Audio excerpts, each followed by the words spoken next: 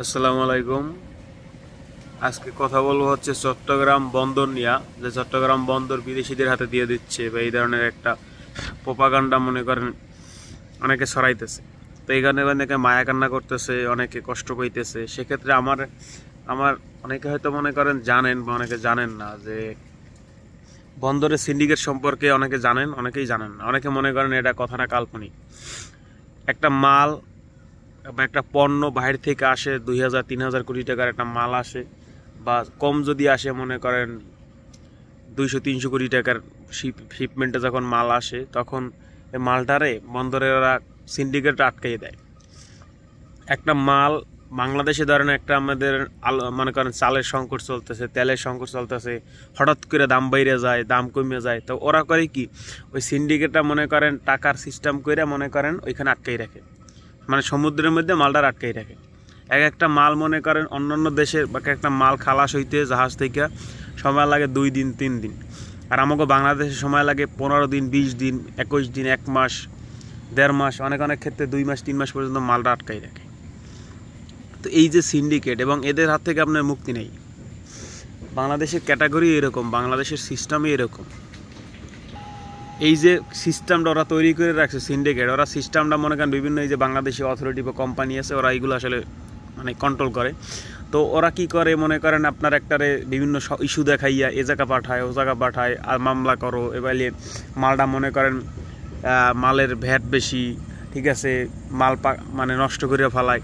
এই ধরনের অনেক সমস্যা অভিযোগ আছে ওদের, এবং এই সম্পর্কে ওরা এত বড় সিন্ডিকেট ওখানে, এবং এত প্রভাবশালী যে ওদের এই সিন্ডিকেটের বিরুদ্ধে মানে কিছু করার মতো ক্ষমতা নেই। আর দ্বিতীয় কথা হইলো, ওরা এত পরিমাণে টাকা পয়সা মনে করেন চারদিকে বিস্তর দিয়ে রাখছে, লবিং করে রাখছে, যে কোনো মন্ত্রী মিনিস্টার ওদের কাছে আসলে ওরকম কোনো ভ্যালু পায় না সিন্ডিকেটের মানে কবজা থেকে।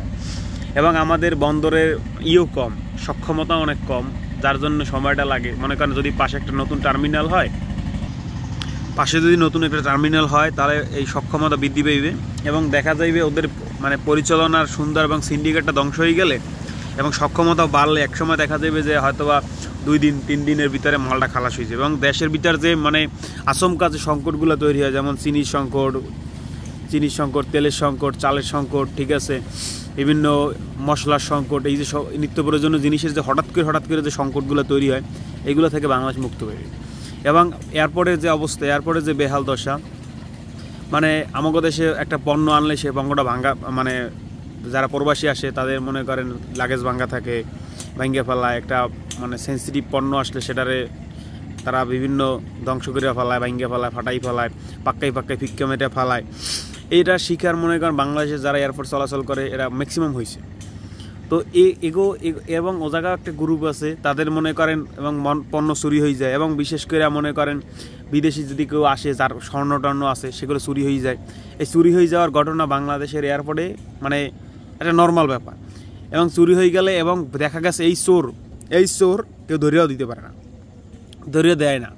বাংলাদেশে বিমানবন্দরের আশেপাশে যে সংরক্ষিত যে মানে যে জায়গায় বিভিন্ন চুরি বা বিভিন্ন জব্দকৃত মাল আটকানো থাকে কাস্টমসের আন্ডারে, আন্ডারে, সেগুলোও চুরি হয়ে যায়। মানে আপনারা যে চিন্তা করেন, একটা দেশের আন্তর্জাতিক মানে সর্বোচ্চ এয়ারপোর্টের অবস্থা যদি এইটা হয়, বন্দর অবস্থা যদি হয়, তাহলে বাংলাদেশ উন্নত করবে কীভাবে? এই যে এই দুর্নীতি বা এই সিন্ডিকেটের থেকে বাইর হওয়ার জন্য যে বর্তমানে একটা যে উদ্যোগটা নিচ্ছে, যে বন্দরের মানে লিজ দিয়ে দেবে অন্য দেশের হাতে, তো এটা আসলে আমি ব্যক্তিগত সাধুবাদ জানাই। এবং আরও একটা মজার ব্যাপার হলো, এই যাদের কাছে দিবে তারা কিন্তু মানে মানে পৃথিবীর 100 কয়টা জনই বন্দর পরিচালনা করে। তো তাদের আসলে ক্যাপাসিটি বা তাদের অভিজ্ঞতা, ঠিক আছে, পৃথিবীর সবচেয়ে উন্নত মানের। তো সেটা যদি তারা এটা পরিচালনা করে তাদের মানে তাদের ক্যাপাসিটি অনুযায়ী, তো সেক্ষেত্রে একটা বিশাল একটা ফলাফল আমরা আসলে পাব। এই ফলাফলের দরুন মনে করেন বাংলাদেশের বন্দর বা মনে করেন বাংলাদেশ টিকে থাকে, আমাদের বাংলাদেশ টিকে আছে চট্টগ্রাম বন্দর এবং গার্মেন্টস শিল্প, এবং হচ্ছে যে বিদেশি হাতে, বিদেশি মনে করেন যারা লাগেজ, যারা প্রবাসীদের হাতে। এখন আমাদের বন্দরে যে সিন্ডিকেটটা আছে সেটা যদি বন্ধ করা যায়, এবং এয়ারপোর্টে যে প্রবাসীদের যেভাবে মনে হেনস্থা করা হয় সেটা থেকে যদি মুক্ত করা যায়, এবং গার্মেন্টস শিল্প শিপমেন্টের মালগুলো সাধারণত ম্যাক্সিমাম হয় আপনার হয় চট্টগ্রাম বন্দর যোগে, নয় এয়ারপোর্টের কার্গো সিস্টেম এয়ারপোর্টে, তো প্লেনে বিমানের ভাড়া অনেক বেশি, যার জন্য কম খরচ হচ্ছে যে আপনার চট্টগ্রাম বন্দর বাই।